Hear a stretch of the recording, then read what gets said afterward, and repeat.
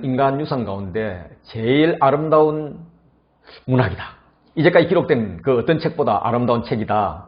이런 평가를 받고 있고 하고 있습니다. 물론 크리스찬들끼리 하는 평가이고 이런 거지만요. 그만큼 어휘력이 풍부하고 깊은 통찰력, 또 이 대조를 하는데 이게 참 멋진 대조, 또 말하지 않으면서도 신앙 고백을 요구하는 그런 힘이 있는 그런 책입니다. 누가는 복음서의 저자 중에 유일한 이방인입니다. 대단한 분인 거죠. 예. 한 권만 쓴 게 아니라 사도행전까지 2권 쓰셨어요. 예. 그래서 이방인의 역사와 문화 안에서 예수님의 이야기를 전개해 가고 있습니다.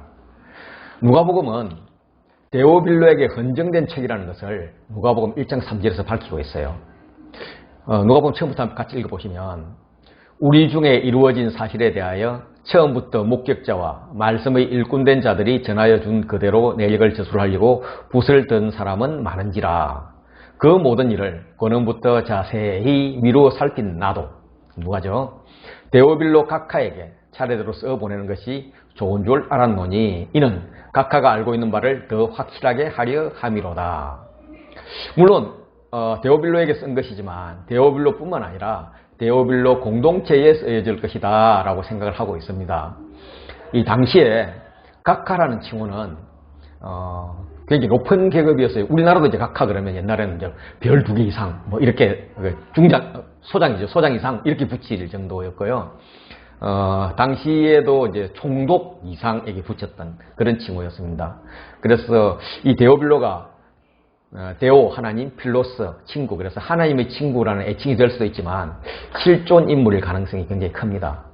아마 예수님과 제자들에 대한 이야기를 들었고 상당히 긍정적으로 생각하는 면도 있지만 로마 지식인으로서는 참 의심스러운 이런 부분도 있었을 것입니다. 그래서 누가는 데오빌로가 대략 알고 있는 복음에 대해서 확실히 알게 있다는 분명한 의도를 가지고 조심스럽게 천천히 예수님의 행적과 말씀을 소개합니다. 뭐 사실 이제 이 1장 1절부터 4절은 누가복음의 선문으로 실제로 데오빌로가 이 책을 쓸 수 있도록 재정을 지원해줘서 거기에 대해서 감사합니다 하는 헌정문이기도 합니다. 누가복음으로 들어가면 제가 마가복음을 설명할 때 마가복음의 대부분을 누가복음이 사용했다고 하고 있다고 말씀드렸었습니다. 이 부분에 대해서 다시 한 번 더 보고 싶은 분은 마가복음 한번 보시면 좋을 것 같아요. 누가복음은 마가복음의 6장 후반부터 7장 그리고 8장 초반까지를 사용하지 않을 뿐 나머지 거의 85%를 사용하고 있고 여기다가 이제 다른 자료를 더해서 누가복음을 구성하고 있습니다. 그래서 마가복음 16장에 비해서 24장이니까 거의 한 배 반이 되는 긴 책이고요. 마태복음이 28장으로 가장 길어 보이잖아요. 그런데 마태복음이 실제로 절수로 따지면 1072절이거든요. 이거에 비해서 누가는 1151절이에요. 그래서 복음서 중에 누가복음이 가장 긴 책입니다. 아마 데오빌로라는 그런 지식인을 조심스럽게 이제 설득하기 위해서 하다 보니 말이 좀 더 자세해지고 증거도 갖다 놓고 이렇게 길어진 게 아닌가 이렇게 생각이 듭니다. 그래서 마가복음을 사용할 때 어떤 부분은 빼고 어떤 내용은 더하고 또 어떤 내용은 순서를 좀 바꿔서 그 데오빌로 공동체에게 이제 메시지를 전하는데 마가와 같은 소재의 말씀을 이렇게 사용하지만 상당히 다른 의미, 다른 강조로 그렇게 쓸 때가 많이 있습니다. 그래서 조금 어렵게 느껴질지 모르지만은 처음 마가복음의 구성하고 누가복음의 구성을 조금 이렇게 비교하면서 보면 어떨까 싶어요. 마가복음 1장, 2장은 누가가 거의 모두 사용을 합니다. 1장은 이제 서문이 있고 그 뒤에 이제 베드로를 부르고 그리고 이제 계속 이제 치유하고 2장으로 넘어가면 중풍병자를 치유하는 데부터 이렇게 쭉 시작되어서 새 술은 새 보도주에 넣어야 된다 하는 것을 지금 새 시대가 왔다는 걸 강조하고 있거든요. 이걸 누가는 거의 그대로 사용을 해요. 거의 그대로 사용하는데 예수님이 베드로를 부르시는 장면이 마가복음에는 더러운 귀신 들린 사람을 고치는 것 앞에 들어있는데 이걸 뒤로 옮깁니다. 그래서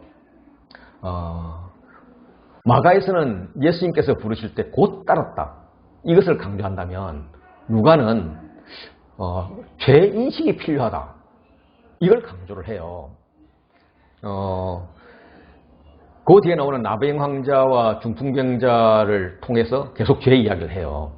그래서 나병은 원래 이스라엘 사람들이 죄와 관련이 있는 그런 병이라고 생각을 했어요. 왜냐하면 이게 정확하진 않지만 아담이 선악과를 먹은 다음 벌거벗음을 부끄러워했지 않습니까? 그리고 무화과나무로 가렸는데 이거는 나병과 같은 그런 피부병에 걸리지 않았나라고 이렇게 랍비들이 해석하기도 해요. 그래서 나병 환자가 나오는 것도, 거의 중풍병자가 나오는 것도 죄사함이 근서에 대해서 이야기하거든요. 그래서 그 이야기를 하면서 베드로의 죄인식에 대해서 더 강화를 하면서 죄인식.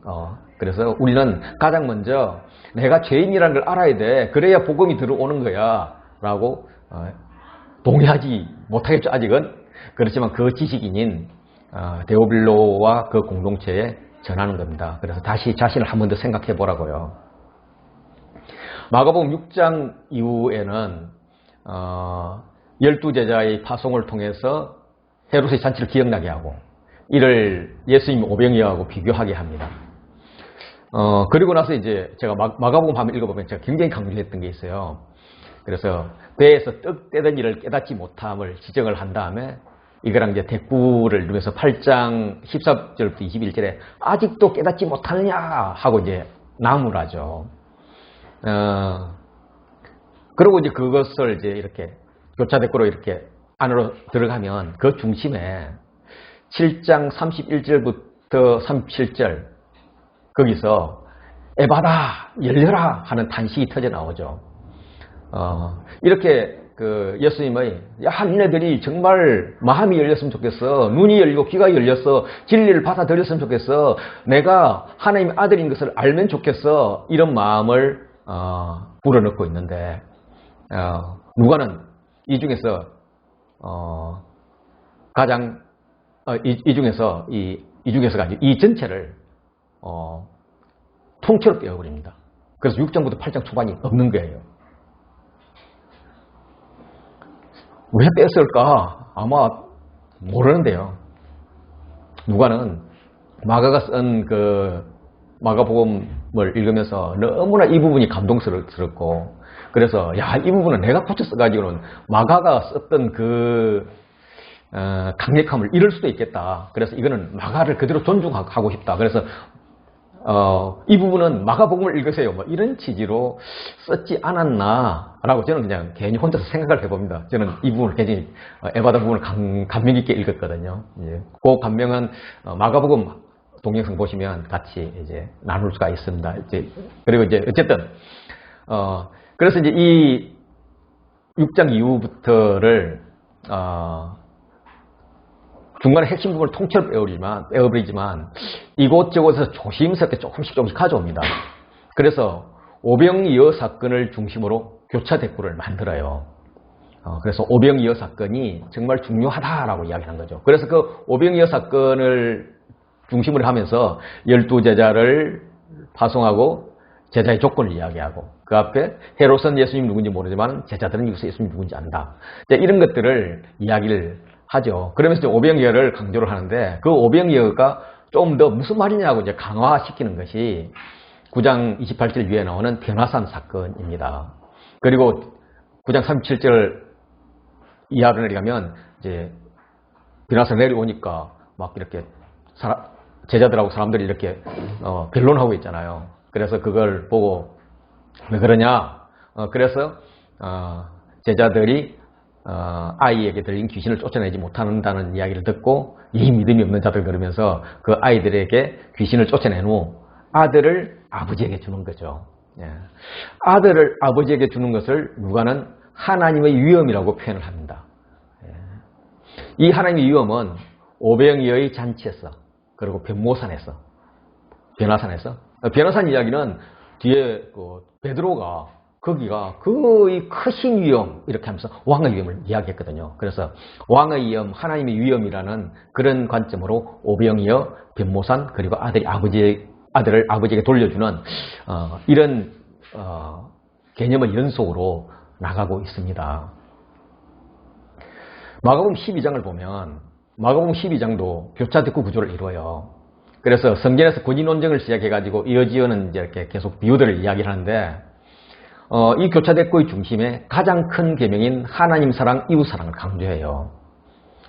그런데 성전은 멸할 것이고 성전을 자기 소유대로 하려는 자들도 멸할 것이고 왜냐하면 그들은 돈이 더 중요하고 하나님의 말씀을 알지도 못하기 때문에 이렇게 멸할 것이다. 그래서 제발 너희들이 가장 큰 계명이 뭐냐? 하나님 사랑과 이웃 사랑이다. 이걸 이제 강조를 하고 있습니다. 그런데 이런 구조를 누가는 가운데 부분을 빼버려요. 그래가지고 가장 큰 계명의 부분을 여기에 넣지 않고 다른 동네에서 써요. 다른 부분에서 써요. 그래서 그 대신 이제 성전에서 시작했던 예수님의 권위에 대한 그 권위를 계속 강화시키면서 권위에 대해서 같은 소재를 쓰지만 강조를 하고 있죠. 네, 이렇게 누가복음과 마가복음이 많이 다르고요. 누가는 마가복음을 이제 빼드로 사용을 하고 거기다가 이제 더하고 빼고 재배를 해서 누가복음을 완성을 하죠. 그래서 누가복음의 큰 빼대는 마가복음과 같이 갈릴리에서 사역을 시작해서 예루살렘으로 올라가는 길에서 제자들을 가르치고 그리고 예루살렘에서 사역을 이제 마치는 거죠. 죽음과 부활이 있는 이런 구조로 진행되어 있습니다. 이제 이 표는 SBS에서 이제 수평 차트라고 만드는 건데 이걸 보면 전체적인 구조를 알 수가 있죠. 사복음서에서 많이 사용되는 단어를 비교를 할 때 누가복음은 사도행전과 함께 성령이라는 단어가 많이 나옵니다. 누가복음에만 이제 16번이 나오고요. 누가복음의 후편기획인 사도행전에서는 무려 52회가 나와요. 그래서 이 책은 성령이 이끄는 책이다. 그런데 왜 성령이 이렇게 많이 나올까? 데오빌로 공동체는 의문이 있었을 것 같습니다. 어떻게 로마 변방의 작은 지역 종교 중에서도 메이저도 아니고 메이저는 유대교니까 마이너였던 그 기독교가 대로마 제국의 한복판인 로마에까지 왔을까? 기독교 창시자인 예수란 분은 십자가에 못 박혀 죽은 그런 힘없는 존재였다는데 어떻게 이 힘의 나라, 힘의 평화를 추구하는 힘이 선인 이 나라까지 왔을까? 어디서 그 힘이 났을까? 이런 의문을 갖고 있을 때 누가는 성령으로 설명을 하고 있는 것 같습니다. 이 성령은 예수님의 탄생과 또 예수님의 길을 예비하러 온 요한의 탄생과 관계가 있습니다. 두 분 다 정상적인 탄생이 아니죠. 성령이 하셨고 성령이 이끄셨습니다. 1장 15절을 보면 이는 그가 주 앞에서 큰 자가 되며 포도주나 독한 술을 마시지 아니하며 모태로부터 성령의 충만함을 받아. 세례 요한은 뱃속에서부터 성령 충만했고요. 이어 나오는 말들을 보면 부모들도 성령에 충만했습니다. 마리아는 성령으로 예수님을 잉태를 했고요. 이렇게 성령 충만과 탄생은 예수님의 이 땅에 오심은 성령과 관계가 있습니다. 그래서 성령 능력으로 오셨다는 그 분인 거죠. 예수님이 태어난 지 8일 만에 이제 할례를 하기 위해서 성전으로 갑니다. 그때 시므온이라는 사람이 성령이 충만해서 성령의 지시를 받으며 그날도 성령의 감동으로 성전에 와서 아기 예수를 영접합니다. 자, 누가복음 2장 25절 보시죠. 시므온이라는 사람이 있습니다. 그 사람은 이스라엘의 위로를 기다리는 자인데 성령이 그와 함께 있습니다. 그는 성령의 지시를 받았는데 어떤 지시냐면 그리스도를 보기 전에는 죽지 아니하리라. 그럼 너는 그리스도를 보고 나서 죽어야 돼. 그리스도가 오는 것을 너는 기다려야 돼. 늙어서 빨리 하나님 나라로 가고 싶지만 더 할 일이 있어. 그리스도를 맞이하는 거야. 뭐 이런 지시를 받은 거죠. 그래서 그날도 성령의 감동으로 노구를 이끌고 성전에 들어갔더니 마침 이렇게 예수님 부모가 이렇게 할례를 받으러 오는 겁니다. 예. 이런 이제 또 성령이 인도하심 이렇게 연결되고요. 요한은 예수님이 세례를 받을 거다 자기에게 그렇지만은 그분은 성령으로 세례를 베푸실 분이다. 자기는 물로 베풀지만 예수님은 성령과 불로 세례를 베푸실 거다. 그런 분으로 그렇게 소개를 합니다. 그리고 요한이 예수님을 세례를 줄 때, 예수님 세례 받을 때 3장 22절 보시죠. 성령이 비둘기같이 그 형체로 그 위에 강림하시더니 하늘부터 소리가 나기를 너는 내 사랑하는 아들이라 내가 너를 기뻐하노라 하시니라. 예, 성령이 그 위에 강림합니다. 예수님이 세례 받는 이 장면에서 성부 하나님은 하늘에서 야, 내 아들 너 정말 기뻐해 하고 성령님은 비둘기같이 그 위를 이렇게 강림하시는 거죠. 예수님의 세례와 성령이 이렇게 연결됩니다. 예수님의 사역도 성령의 인도함을 받습니다. 4장 1절 보시면 예수께서 성령의 충만함을 입어 요단강에서 돌아오사. 그래서 성령의 충만함을 받아서 그가 갈 길을 가는 거죠. 가시는 곳이 광야입니다. 광야에서 성령에 이끌려 마귀에게 시험을 받습니다. 4장 14절도 보면 성령의 능력으로 갈릴리로 돌아가십니다. 4장 18절 보면 이사야서를 인용을 하면서 자기 사역을 시작하는데 주의 성령이 내게 임하였어요 라고 말씀을 하십니다. 이렇게 예수님은 성령의 인도하심을 따라가신 분이라고 표현을 하고 있습니다. 그래서 예수님은 탄생에서부터 죽음까지 성령님이 인도하셨는데 그럼 왜 성령님이 예수님을 이 땅으로 인도하셨을까? 이 땅으로 인도하셔서 뭘 하셨을까? 예수님이 이 땅에 오신 이유가 뭘까? 여기에 대해서 궁금해지죠. 결론부터 말씀드리면 누가복음 19장 10절 이것이죠. 인자가 온 것은 잃어버린 자를 찾아 구원하려 오심이라. 구원하려 함이라. 그래서 잃어버린 자를 찾아서 구원하기 위한 것이 예수님이 이 땅에 오신 목적입니다. 이 관점에서 아까 보였던 누가복음 수평 차트를 둘로 둘로 이렇게 나눌 수가 있습니다. 1장부터 19장 27절까지는 잃어버린 자를 찾아 나서신 예수님이라면 28절 이후 24장 마지막까지는 구원하시는 예수님, 잃어버린 자를 구원하시는 예수님 이렇게 구분을 할 수가 있습니다. 그러면 예수님이 찾아서 구원을 하려고 했던 자들은 다시 말해서 잃어버린 자는 누구일까? 누가복음은 남성 위주의 사회에서 여성을 아주 많이 배려합니다. 남자가 등장하면 반드시 여자를 등장시켜요. 처음 시작할 때 사가랴가 나와요. 당대의 제사장이죠. 남성이고요. 유대인이고요. 거기에 대비되어서 그의 아내인 엘리사벳과 마리아가 나옵니다. 예수님의 어머니요. 시므온이라는 선지자가 나오면 여자 선지자 안나를 등장시킵니다.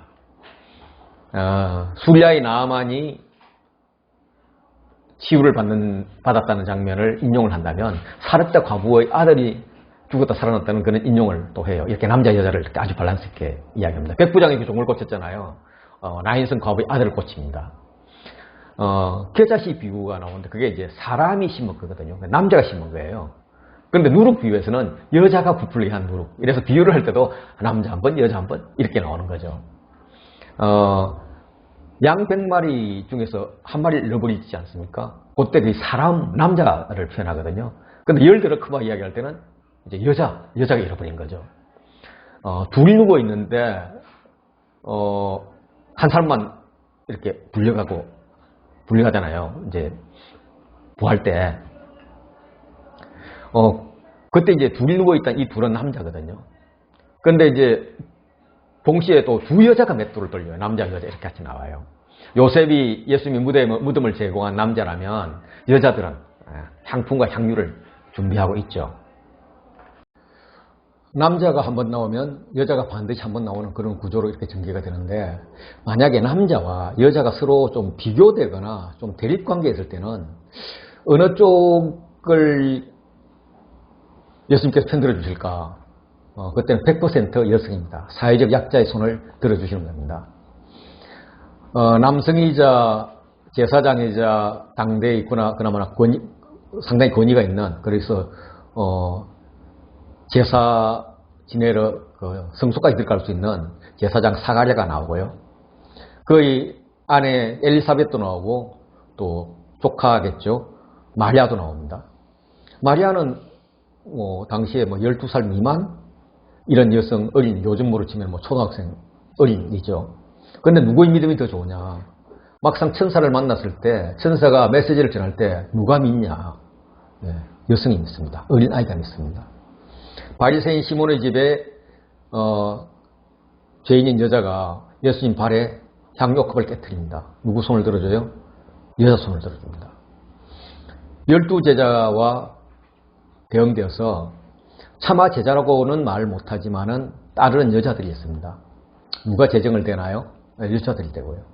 끝까지 예수님 돌아가실 때 지켜준 자가 누군가요? 여자들입니다. 제자는 다 도망갔고요. 남자들은. 회당장 야이로와 12의 헬루증 여인이 나올 때는 믿음 이야기거든요. 12의 헬루증 여인에게는 믿음을 칭찬하죠. 회당장 야이로와 그 가족들에게는 믿기만 하라 하고 믿음을 강조해요. 재판관과 과부가 있습니다. 힘은 당연히 재판관이 있죠.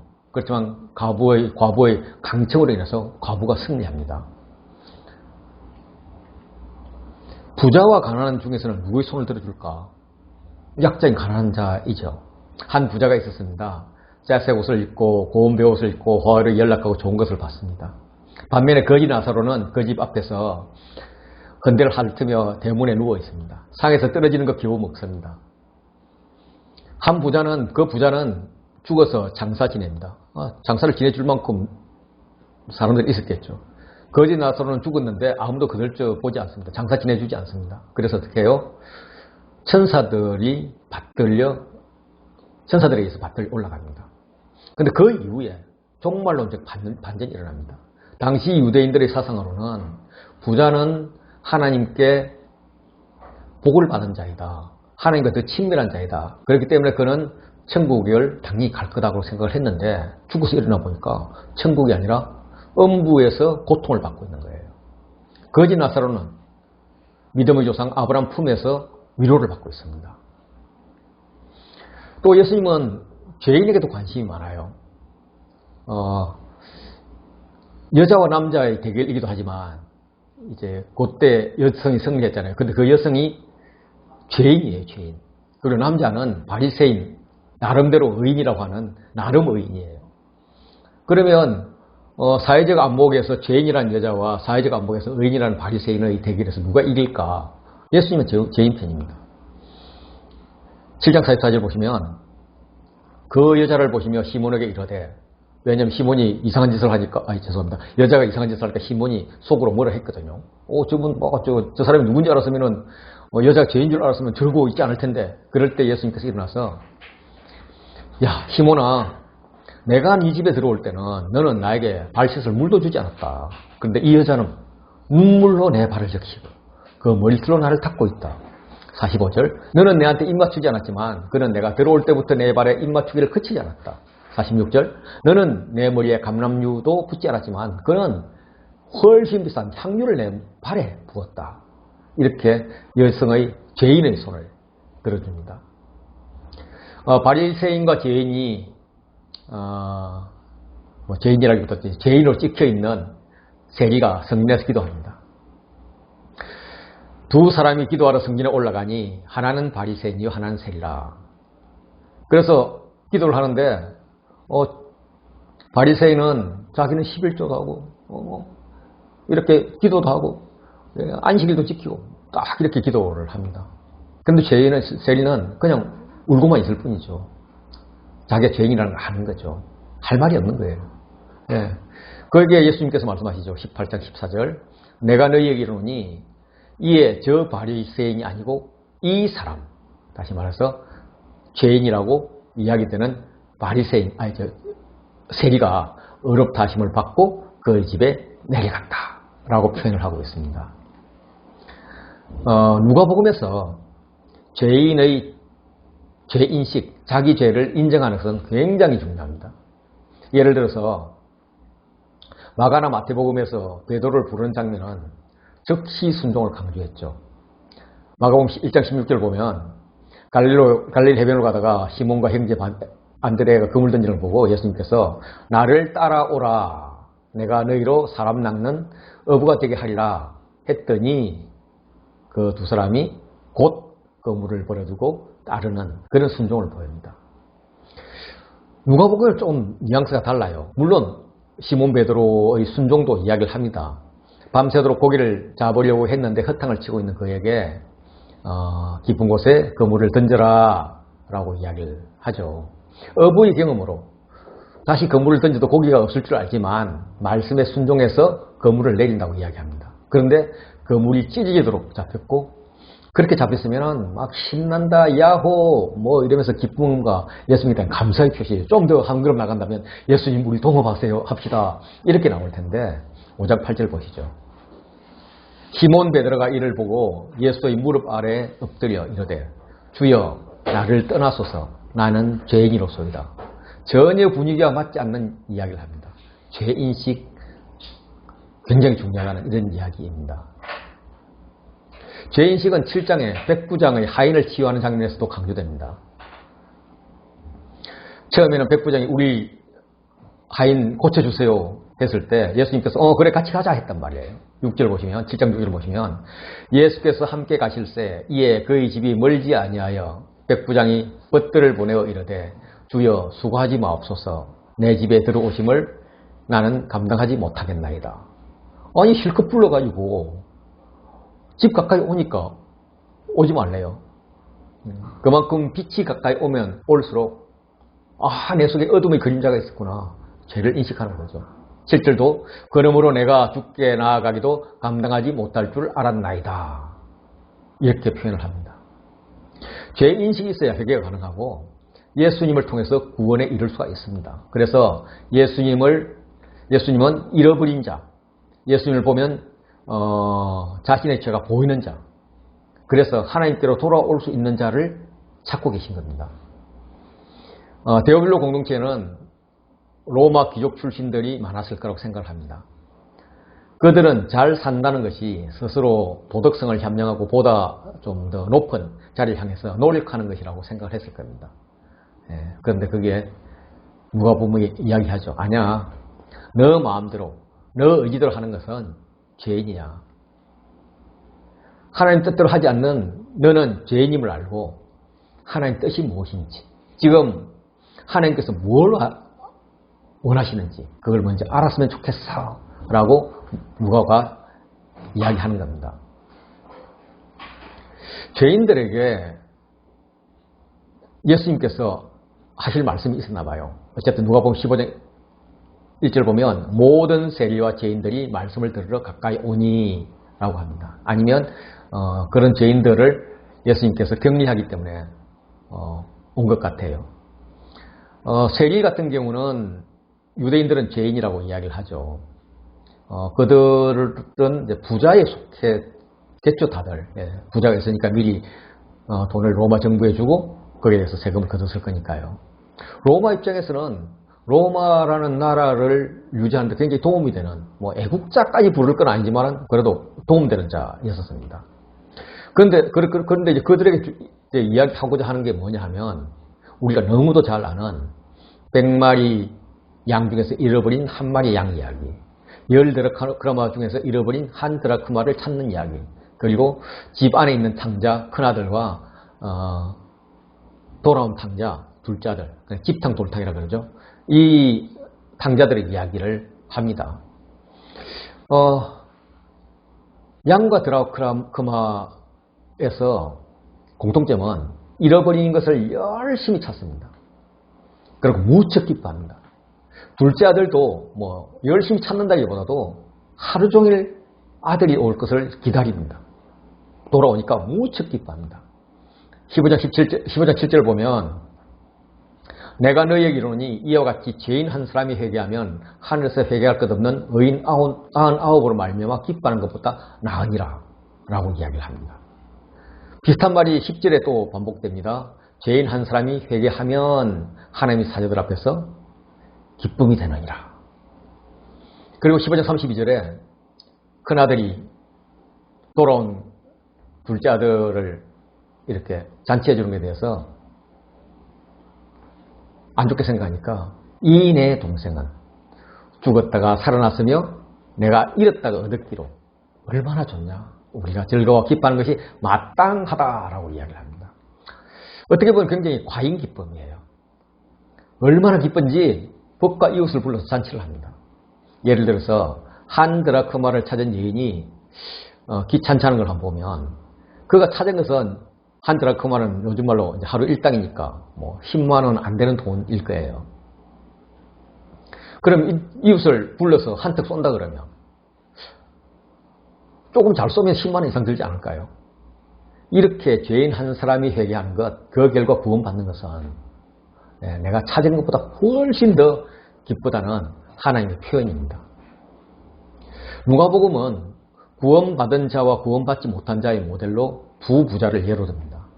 한 사람은 세리장 삭개오이고요. 한 사람은 부자 관원입니다. 삭개오는 세리짓을 해서 돈을 번 자입니다. 유대인들이 말하는 매국노고 죄인입니다. 그런데 그는 예수님을 보고 싶어서 돌 무화과 나무 위로 올라갔습니다. 예수님 그를 찾아와서 그의 집으로 가자고 합니다. 사람들이 저분이 저 죄인 집에 들어간다고 막 수근거립니다. 삭개오는 아마 그때 그 앞부터 어떤 진리에 대한 구원에 대한 갈망이 있었을 거고 예수님을 만난 순간 본인이 죄인임을 인식한 것 같습니다. 그래서 그의 재산을 가난한 자들에게 나눠주겠다. 자기가 지은 죄가 있다면 4배로 갚겠다라고 이야기를 합니다. 주님은 그 집에 구원을 줍니다. 그는 구원을 받았을 뿐만 아니라 집안 전체가 구원을 받았고요. 누가복음 요절이 주어지는 영광이 있었습니다. 19장 9절 보실래요? 예수께서 이르시되 오늘 구원이 이 집에 이르렀으니 이 사람도 아브라함의 자손임이로다. 그리고 10절. 이 10절은 누가복음 전체를 한 줄로 표시한다면, 한 줄로 나타낸다면 가장 적합한 표현이 어느 거냐라고 했을 때 19장 10절을 듭니다. 이걸 이제 키버스 요절이라고 이야기하죠. 핵심 요절.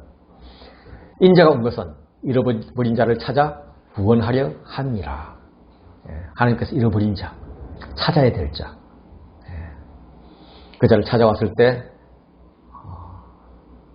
죄 인식을 하는 자, 그래서 구원을 얻는 자, 그게 결국은 잃어버린 자인 거죠. 이와 상반되는 부자 이야기가 또 나옵니다. 그가 예수님을 찾아와서 선한 선생님 하고 부릅니다. 벌써 이제 호칭부터 틀려먹었어요. 주님 하고 불러야 되는데 선생님 하고 부르니까 결말은 안 좋게 나올 겁니다. 그 부자가 구하는 것은 영생이에요. 영생. 굉장히 큰 걸 구하죠. 그런데 예수님께서 호칭에 대해서 한 말씀 하십니다. 야, 나를 주님이라고 하면서 나를 선생님이라 하면서 어떻게 나를 선하다 하냐. 주님 하면서 선하다 하든지 선생님 할 것 같으면 선하다는 말을 붙이지 말든지. 어쨌든 네가 찾는 영생은 네 잘 배웠잖아. 배워 살고 있잖아. 시키면 시켜봐. 그럽니다. 그러니까 20절 보면 21절 보면 그거는 내가 어릴 때부터 지켰거든요. 그런 시시한 거 말고요. 이렇게 이야기를 해요. 그렇게 주님이 속으로 웃으시죠. 야, 뭐 그걸 네가 다 지켰다고? 그럼 하나만 점검하자 하면서 18장 22절을 말씀하세요. 예수께서 이 말을 들으시고 이러시되 내가 아직도 한 가지 부족한 것이 있으니 내게 있는 것을 다 팔아 가난한 자들에게 나눠주라. 그리하면 하늘에서 내게 보화가 있으리라. 그리고 와서 나를 따르라 라고 말합니다. 결과 그는 돈과 예수님의 말씀 사이에서 심히 근심을 합니다. 아마 여러분들 같으면 와, 예수님 제 돈 많아요. 나눠줄 거 되게 많아요. 막 그래서 막 좋아하면서 그 돈 나눠주느라고 나눠주는 과정에서 막 기쁨이 넘쳤을 겁니다. 근데 이 사람 근심해요. 큰 부자이기 때문에. 부자가 아니, 큰 부자가 아니었으면 근심 안 했을 텐데. 그래서 예수님께서 말씀하시죠. 24절 보실래요? 예수께서 그를 보시고 이르시되 재물이 있는 자는 하나님의 나라에 들어가기가 얼마나 어려운지. 25절은 우리 같이 읽으시죠. 낙타가 바늘귀로 들어가는 것이 부자가 하늘나라에 들어가는 것보다 쉬우니라 하시니. 이 18장 25절은 유명한 말씀이잖아요. 삭개오가 받은 말씀과는 상반되는 구원받지 못하는 모델의 말씀입니다. 낙타고 바늘귀로 들어간다는 것은 들어갈 수 있단 말인가 없단 말인가. 이 말씀이 부자들에게 굉장히 충격적이었을 겁니다. 부자는 하나님께 복을 받고 있는 자에게 천국이 더 있다고 생각을 했겠죠. 그리고 교회의 유력자들은 부자였을 겁니다. 그래서 이 부자들에게 이 말씀을 전하면 되게 마음 어려워할 거 아니에요. 그래서 그들의 충격을 좀 완화하기 위한 그런 해석들이 나왔었어요. 첫 번째 나온 것은 뭐냐면 낙타가 이제 헬라어로 카멜로스인데 카멜로스랑 비슷한 발음이 카밀로스가 있습니다. 이게 밧줄이라는 의미입니다. 그래서 그 낙타가 아니고 밧줄이야. 그래서 바늘길을 통과하는 게 낙타는 불가능하지만 밧줄은 그래도 이게 잘 이렇게 꼬고 이렇게 압축하면 가능하지 않을까? 이런 의도로 단어를 바꿨어요. 그런데 이제 곰곰이 생각해 보면 성경 말씀 자체를 바꾸는 건 좀 문제가 있잖아요. 그래서 이거는 뭐 아닌가 보다 하고 그 다음에 이제 아주 기발한 게 나왔어요. 고대의 이제 성은 낮에는 성문을 열어놨다가 해가 지면 성문을 닫습니다. 성이라는 게 원래 적으로부터 보호하기 위한 거니까. 그런데 만약에 길을 잃었던 상인들이 길을 잃고 헤매다가 늦게 도착을 한다면 그거 받아줘야 될 거 아니에요. 왜냐하면 상인들은 들어오면 통과세를 내거든요. 그리고 무역이 이루어지니까 이익이 있죠. 그런데 적인지 모르기 때문에 대문을 활짝 열어놓고 있을 수는 없죠. 그래서 성대문이 닫히더라도 사람들이 드나들 수 있는 대문 옆에 달린 조그만 문이 있었는데 그걸 바늘귀문이라고 했다는 겁니다. 그래서 이 문은 뭐 사람들이 드나드는 데는 뭐 별로 문제가 없지만 낙타가 들어가는 데는 낙타가 이제 되게 이제 조심스럽게 막 다리 구부리고 엉엉 기어서 들어가야 된다는 거죠. 그래서 그 낙타가 그 바늘귀가 아니라 바늘귀 문으로 들어가는 것이 정말 어려워. 그래 부자가 하나님 나라에 들어가기가 뭐 불가능은 아니지만 그렇게 조심조심 들어가야 돼. 이렇게 뉘앙스를 낮췄습니다. 문제는 예수님께서 말씀을 하던 살아계시던 이 당시에는 이런 바늘귀 문이라는 게 쪽문이라는 게 없었다는 겁니다. 이 문은 뭐 십자군 전쟁 그 이후에나 만들어진 문이 아닌가라고 생각을 합니다. 그래서 예수님께서 물론 뭐 미래를 7세기, 10세기를 보고 이런 말씀을 하실 수도 있지만 이제 좀 이치에 맞지 않죠. 그래서 낙타를 밧줄로 이렇게 하는 것도 문제지만 바늘귀 문으로 이야기하는 것도 또 문제가 있죠. 그래서 우리는 이걸 강조의 방법으로 보는 것이 타당합니다. 팔레스타인에서 가장 큰 동물, 낙타. 그리고 유대인들이 생각했던 가장 작은 구멍, 바늘귀. 그 두 개를 대조하면서 이렇게 큰 게 이렇게 작은데 들어갈 수 있겠니? 들어갈 수 없어. 부자는 천국 들어갈 수 없다는 말을 완곡하게 표현한 겁니다. 결론적으로 이 말씀은 부자, 사실 뭐 세상에 부자는 없죠. 전부 다 더 부자가 되고 싶은 부하려는 자가 있죠. 부하려는 자는 천국에 들어갈 수 없어 라고 이야기를 하는 겁니다. 어렵죠, 많이. 저도 처음 이거 깨우칠 때 굉장히 많이 어려웠어요. 그럼 우리는 어떻게 되란 말이야? 부자가 아니라 청지기가 되자라고 청지기가 되어라라고 누가복음 말씀하고 있습니다. 다시 15장으로 한번 돌아가 볼게요. 15장에 잃어버린 양과 드라크마를 또 이제 아들 찾는 비유 있었잖아요. 잃어버린 자를 이제 찾는 그 기쁨을 표현한 것이 15장이거든요. 그리고 이제 16장으로 딱 들어가면 16장 1절 또한 제자들에게 이르시되 어떤 부자에게 청지기가 있는데 하면서 청지기 이야기를 하는 거예요. 다시 말해서 하나님이 찾으시는 잃어버린 자는 궁극적으로 양으로 드라크마로 아들로 표현되는 청지기다. 청지기. 청지기는 귀족의 집이나 부잣집에 있던 하인들 중에서 대장을 말합니다. 그 청지기는 그게 이제 하나님의 집이라면 하나님의 주인 집을 관리하면서 주인을 대신해서 잃어버린 자를 돌보는 그런 일을 하는 자입니다. 그런데 청지기가 맡겨놓은 그 하나님의 잃어버린 자들을 돌보기는커녕 자기 배만 채우고 있다면 문제가 되는 거죠. 지금 나오는 이제 청지기가 그렇게 자기 배만 채우고 있는 겁니다. 그래서 청지기는 자기 마음대로 주인의 재산이나 사업을 할 수 있는 그런 권한이 있습니다. 그래서 마음만 먹으면 얼마나 재산을 빼돌릴 수가 있어요. 그래서 청지기가 믿을만한지 아닌지 판단하는 좋은 방법은 장부하고 실제 금액이 일치하는지 한 번씩 감사를 하는 겁니다. 그런데 이제 이 불의한 청지기가 비리를 저지르다 주인에게 들킨 것 같아요. 누군가가 아마 고발을 했다는 말입니다.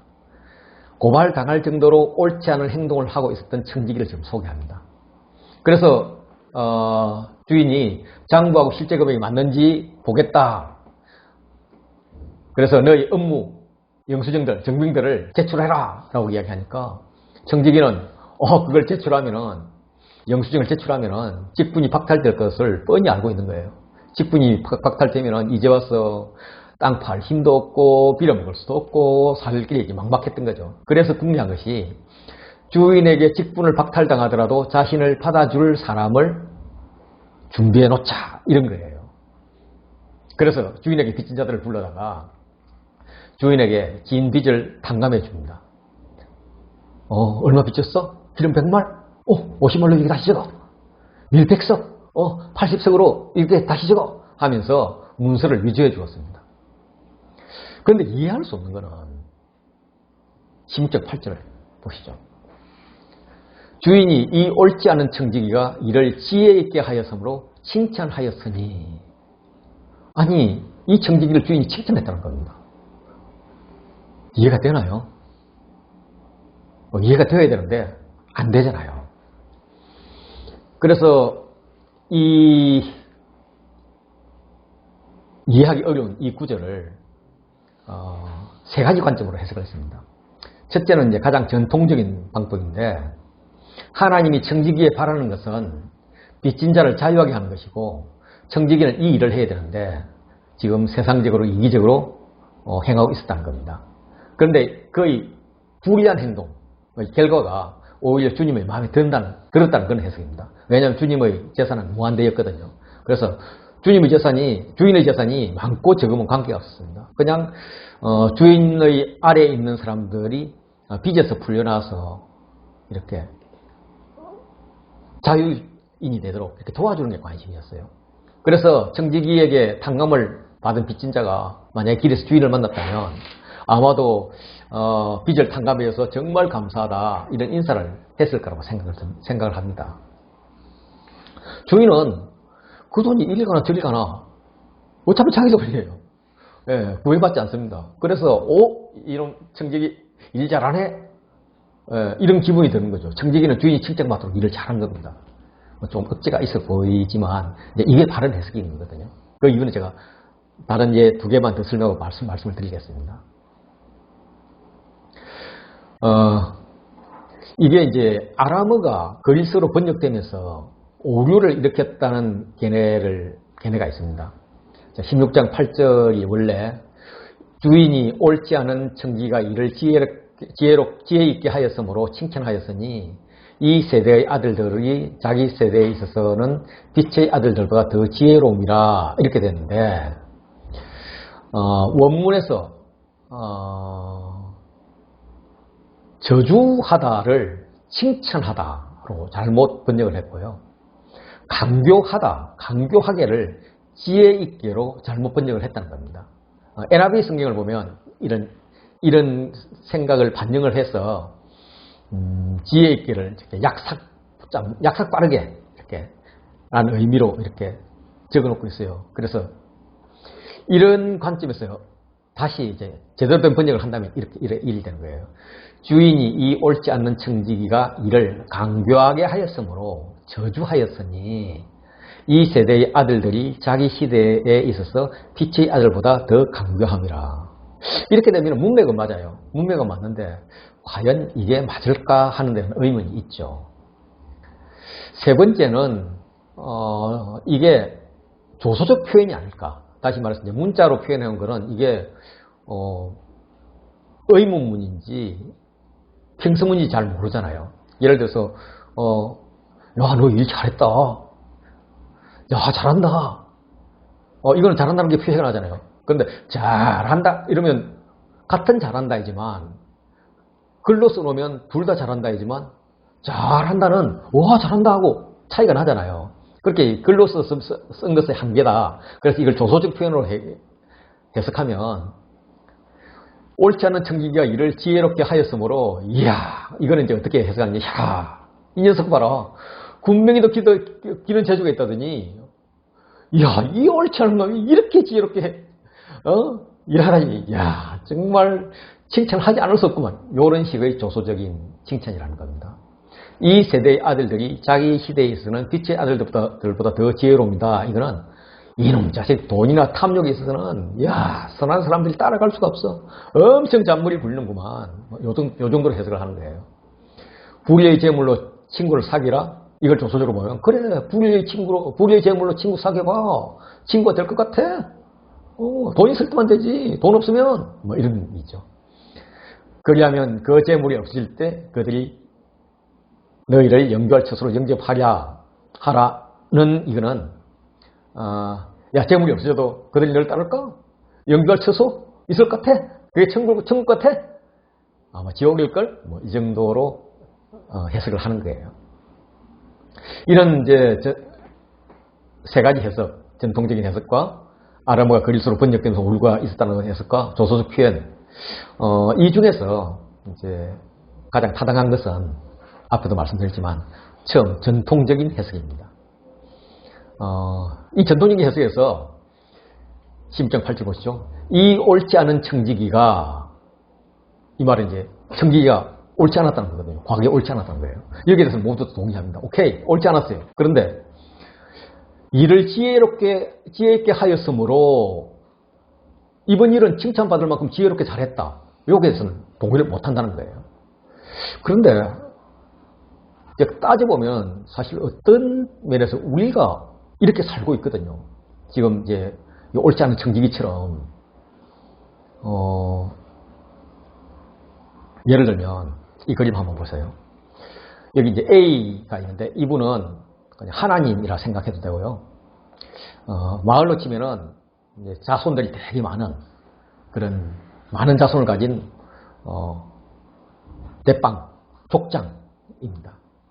그리고 이제 많은 식솔들과 그러니까 이제 친지들이 있을 텐데 그 중에 제일 똑똑한 애를 하나 골라서 청지기로 세웠습니다. 그게 이제 B라고 보자고요. 근데 많은 자녀들이 있다 보니까 친지들이 있다 보니까 누군가는 사업을 실패할 수도 있어요. 그래서 C가 사업을 실패했어요. 그래서 A 돈을 많이 까먹어 버렸어. 빚도 많이 졌어. 근데 그걸 갖다가 그래 이제 기가 죽고 있고 막 이랬는데 그걸 갖다가 뭐 지금 A가 주인이 알면 큰일 날지도 모르는 막 그래서 벌벌 떨고 있어요.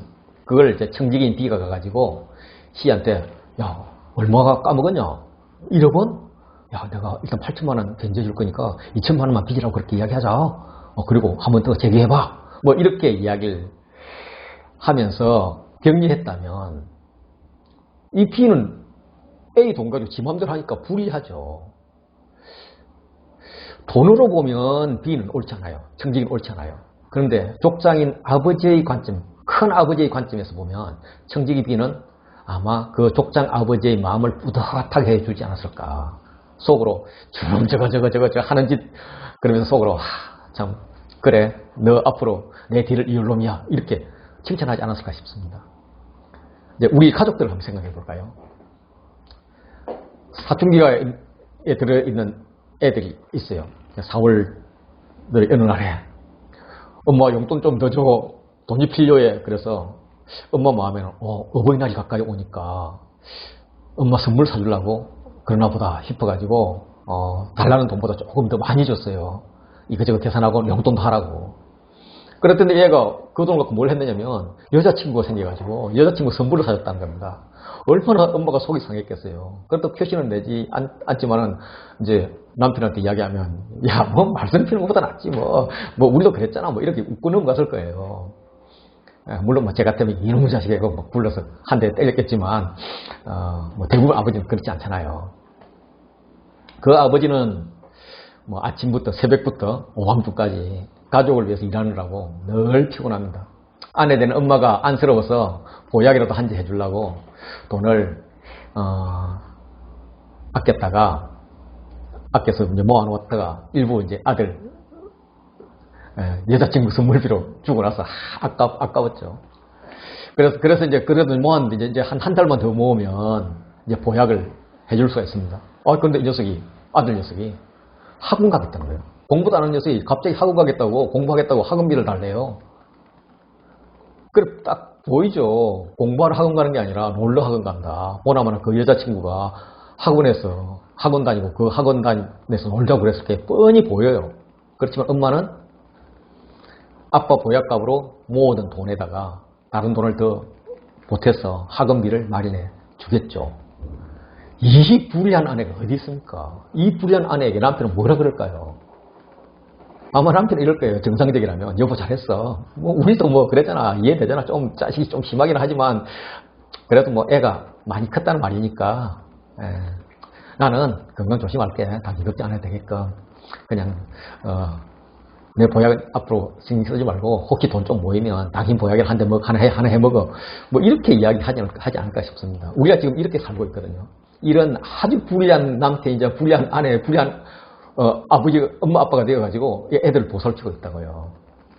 굉장히 불공평한 그런 사람들 이제 우리가 가정 안에서 그 불공평의 혜택을 받고 우리 아이들이 자라고요.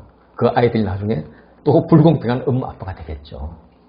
얼마나 좋은 아름다운 가정입니까? 이게 가정을 지나서 전 사회로 확장되면 참 좋겠죠. 다시 본문으로 돌아가겠습니다. 불의의 재물로 친구를 사귀라. 여기서 이제 재물로 번역된 단어는 맘몬입니다. 맘몬. 신이라는 의미입니다. 돈의 신. 히브리어에서 이제 신뢰하다라는 게 이제 아만인데 여기서 유래되었다고 합니다. 그래서 사람이 하나님을 신뢰해야 되는데 때로는 하나님이 아니라 돈을 신뢰해 버린다는 겁니다. 그래서 돈이 맘몬이라는 신이 됩니다. 이걸 갖다가 우리는 불의의 재물이라고 이야기합니다. 이 재물이 불의하든 불의하지 않든 이것은 재물이 천국 입성 조건은 아닙니다. 천국에 들어갈 수 있는 조건이 아니에요. 그렇지만 친구를 사귀는 것, 이거는 또 다른 말로는 이웃 사랑이니까 천국에 들어갈 수 있는 조건에 가까워요. 그런데 우리를 그곳으로 인도하실 분, 천국으로 인도하실 분은 예수님밖에 없어요. 그분은 이웃을 사랑하라고 했고요. 그 친구가, 그 예수님이 우리의 친구라면 어떨까요? 우리가 불의한 재물을 대신해서 불의한 재물을 써서 그 불의한 재물을 소비해버리면서 그걸 가지고 우리가 예수님을 친구로 사귄다면, 아니면 예수님이 사랑하는 이웃을 친구로 사귄다면 친구 대신 예수님께서 나를 영주할 처소로 인도하고 영접하지 않을까, 이런 생각은 굉장히 합리적이죠. 그러면 우리는 돈을 사용함에 있어서 예수님의 친구가 되어야 된다는 겁니다. 10절 이후에는 대꾸법을 읽으면 좋습니다. 그래서 앞에 했던 말을 뒤에 또다시 하는데 이제 대꾸 중에서 반의 대꾸는 앞에 했던 말을 뒤로 거꾸로 이렇게 순서를 바꿔서 이야기를 하거든요. 그래서 지극히 작은 것은 불의한 재물이고요. 이것은 남의 것입니다. 반면에 큰 것은 참된 것이고 너희 것입니다. 다시 말해서 재물은 하나님 것이 아니고요. 하나님의 지극히 크심에 비교하면 지극히 작은 것입니다. 또 충성을 얘기할 때 충성에는 목적어가 중요합니다. 여러분 누구에 충성하나요? 하나님께 충성하실 건가요? 사탄에 충성하실 건가요? 하나님께 충성해야죠. 재물은 충성의 대상이 아닙니다. 우리가 당연히 하나님께 충성하죠. 그래서 신경 10절을 어떻게 읽어야 되느냐면 지극히 작은 것에 충성하는 자는 이것을 할 때 이제 목적을 분명히 해야 돼요. 지극히 작은 것을 가지고 하나님께 충성된 자는 이렇게 읽어야 되는 거예요. 큰 것에도 누구에게 충성돼요? 하나님께 충성되고. 작은 것을 가지고 하나님께 불의한 자는 큰 것에도 하나님께 불의하게 된다. 이렇게 읽어야 된다는 거죠. 너희가 만일 불의한 재물을 가지고도 하나님께 충성하지 아니하면 누가 참된 것을 너희에게 맡기겠냐. 너희가 만일 남의 것을 가지고도 하나님께 충성하지 아니하면 남의 것을 너희에게 주겠느냐. 이렇게 읽어야 된다는 겁니다. 주님은 재물에 대해서 하나님께 충성하기를 원해요. 그래서 재물 자체에 충성하는 게 아니라 재물 자체를 숭배하는 게 아니라 재물에게 충성하려고 하는 그런 재물의 영은 대적하고 재물 자체를 우리는 다스리는 겁니다. 다스리는 것. 네, 주인의 영을 받았어. 우리의 영은 두 주인을 섬길 수가 없어요. 재물은 절대 우리 주인이었으면 안 되죠. 당연히 안 되죠. 우리가 만물의 영장인데 하나님 형상을 닮았는데 재물은 우리의 종이고 우리의 도구입니다. 내가 시키는 대로 해야 되고 내가 써야 할 곳에 써야 하는 거예요. 16장 13절 같이 읽을까요? 지 바인이 두 주인을 섬길 수 없나니 혹 이를 미워하고 저를 사랑하거나 혹 이를 중히 여기고 저를 경히 여길 것입니다. 너희는 하나님과 재물을 겸하여 섬길 수 없다. 당연히 하나님을 섬겨야 한다. 이렇게 되는 거죠. 인터넷에 나와 있는 사진 제가 하나 갖고 왔습니다. 한번 보시죠. 부부가 사랑하고 있는데 종이 슬그머니 다가와 옆에 앉습니다. 그러면 야, 종, 너 주인 자리 넘보지 말고 집에 가서 일해!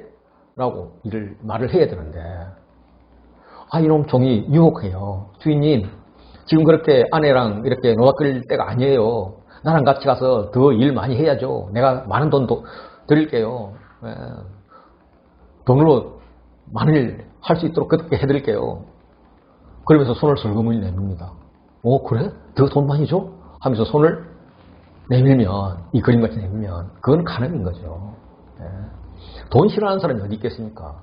그러나 돈이 도구가 되는 건 괜찮지만 파트너가 되어서는 안 된다는 거죠. 이 돈이라는 놈이요. 힘이 없을 때는, 적을 때는 고분고분 말을 잘 듣습니다. 그런데 돈이 모이면 힘을 쓰기 시작합니다. 서서히 주장하고요. 뭔가 요구하고요. 막 압박도 가해와요. 갑자기 돈이 무서워져요. 이 돈 말을 듣지 않다가는 내가 막 망할 것 같아요. 이런 느낌이 된다면 그 힘 있는 돈을, 권세 부리는 돈을 혼내줘야 됩니다. 쫓아내버려야 됩니다. 장로의 돈을 좀 모아뒀더니 이놈이 점점 나에게 위협을 하면 이놈 자식 봐라 하면서 전화를 거세요. 성교사님, 우리 집에 돈이 조금 있는데 글쎄 이놈이 주인 행살라요. 제가 보내버리니까 혼 좀 내주세요. 그리고 그냥 보내버리세요. 누구를 사랑할 것인가? 하나님인가? 하나님이 주신 재물인가? 하나님은 12장 42절 같이 읽을까요? 주께서 이르시되 지혜 있고 진실한 청지가 되어 주인에게 그 집 종들을 맡아 때를 따라 양식을 나누어 줄 자가 누구냐 하면서 청지기를 찾고 있습니다.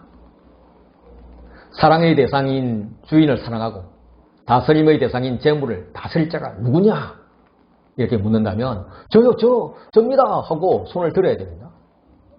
마치 이사야서에 하나님께서 내가 누구를 보내며 누가 나를 위하여 갈꼬 물으시면 주여 제가 여기 있나이다. 제가 여기 있사오니 나를 보내소서 이렇게 하면서 손을 들어야죠. 이런 생각이 들 거예요. 그렇게 해서 양식 나눠줘 버리면 내 먹을 게 없는데 내가 가난해질 수 있는데 이런 거 걱정하지 마세요. 나눠주면 행복해질 뿐만 아니라 주는 것이 받는 것도 더 복되다 그랬잖아요. 하나님께서 나에게 맡기실 것이 또 있습니다. 44절 3절 4절 할까요? 주인이 이럴 때 복이 있으리로다. 내가 참으로 너희에게 이르노니 주인이 그 모든 소유를 그에게 맡기리라. 가난해지는 것은 세 가지 경우가 있습니다. 첫째는 원하지 않는 가난입니다. 게으르거나 나태해서 가난해지는 것 같이 보여요. 현상은 그래요. 그렇지만 이제 사실 조금 더 깊이 보면 부족을 위한 사회 구조가 만드는 거예요. 그래서 그 사회에 들어간 자는 어쩔 수 없이 가난해요. 예를 들면 지금 우리는 이 남한에 태어나서 이렇게 부유한 거고 우리 북한 동포들은 그쪽에 태어나서 그렇게 힘든 거예요. 이것을 질병적 가난이라고 합니다. 너 게을러서 그래? 이런 말 하면 안 됩니다. 또 하나는 선택적 가난이에요. 나는 가난하게 살기로 결정했어. 그래서 청빈한 생활을 하는 겁니다. 아주 단순한 삶을 하면서 필요 이상을 가지지 않는 그런 삶입니다. 이건 수도자들에게 필요하죠. 그런데 이제 저나 여러분 같이 생활을 하는 자들에게는 그렇게 필요한 건 아니죠. 기독교의 가르침 아닌 것 같습니다. 세 번째로는 문제로 인해서 가난한 자들입니다. 방만한 재정 훈련을 한다든지, 투기하다가 실패했다든지, 재정 습관이 좀 잘못돼서 그냥 들어오는 돈보다 나가는 돈이 항상 많다든지, 이런 것들은 좀 가난해져 봐야 돼요. 그리고 고생을 해서 다시 이제 일어서야 되는 거죠. 그리고 이제 네 번째, 우리가 취해야 될 가난은 자발적 가난인데요. 이거는 나는 100만큼 부자야. 그렇지만 10원 떼어서 다른 사람을 위해서 쓸래. 이렇게 소유를 나누어주는 가난입니다. 10만큼 떼어주면 또 실제로 저나 여러분이 10 이상을 떼어주잖아요. 10은 기본으로 떼고 나머지 또 더 떼잖아요. 떼면은 그만큼 20, 30 떼면은 20, 30만큼 불편하죠. 그런 손해와 불편을 이제 감수하는 게 자발적 가난인데 이 자발적 가난을 통해서 그 떼어내 준 그 돈으로 원하지 않는 가난, 질병적 가난에 있는 자들을 치유하는 거예요. 멋지지 않습니까? 네. 왜냐하면 우리 예수님이 우리를 위해서 그렇게 하셨거든요. 우리 예수님이 잃어버린 자인 나를 찾아와서 구원을 하셨어요. 그러면 우리는 다시 예수님이 또 찾고자 하는 그 잃어버린 자를 찾아서 나가야 되는 거죠. 예수님은 사람이 되고 죽기까지 가난했습니다. 빌립보서 2장 6절 이하 같이 읽어보실래요? 그는 근본 하나님의 본체시나 하나님과 동등됨을 취할 것으로 여기지 아니하고 오히려 자기를 비워 종의 형체를 가지사 사람들과 같이 되셨고 사람의 모양으로 나타나사 자기를 낮추시고 죽기까지 복종하셨으니 곧 십자가에 죽으심이라. 그 이유가 고린도후서 8장 9절에 나와 있습니다. 우리 주 예수 그리스도의 은혜를 너희가 알거니와 부요하신 이로서 너희를 위하여 가난하게 되시면 그의 가난함을 말미암아 너희를 부유하게 하려 하십니다. 그래서 이제 구원을 받아서 청지게 되는 우리는 우리의 자발적 가난을 통해서 질병적 가난에 있는 자를 부유하게 해야 된다는 거죠. 예수님께서 그 부유했던 예수님이 가난하게 돼서 심지어 죽기까지 하게 되어서 우리를 부유하게 하셨다면 우리는 우리의 부유함 중에서 일부를 가지고 가난하게 됨으로써 질병적 가난에 있는 자들을 부유하게 하나님이 잃어버리신 자를 찾아서 구원의 길로 인도하는데 도구가 되는 그런 사람이 되어야 될 거라고 생각을 합니다. 예수님은 잃어버린 자를 찾아 구원하러 이 땅에 오셨습니다. 특히 세상의 약자에서 잃어버린 바 된 자들에게 관심이 많습니다. 잃어버린 양을 찾고 잃어버린 드라크마를 찾고 잃어버린 아들을 찾습니다. 잃어버린 아들이 둘째 아들인 줄 알았는데 오히려 첫째가 더 문제였습니다. 그 아들은 청지기 역할을 해야 될 아들이었던 거죠. 하나님께서는 잃어버린 청지기를 찾고 있습니다. 12장 42절 제가 읽을 때 여러분들은 저요 저 하고 손 들어주세요. 주께서 이르시되 지혜 있고 진실한 청지가 되어 주인에게 그 집 종들을 맡길 때 때를 따라 양식을 나누을 자가 누구냐? 저요 저 하라니까요. 다시 읽을게요. 때를 따라 양식을 나누을 자가 누구냐? 네, 저요 저. 네, 손 들고 나가길 바랍니다.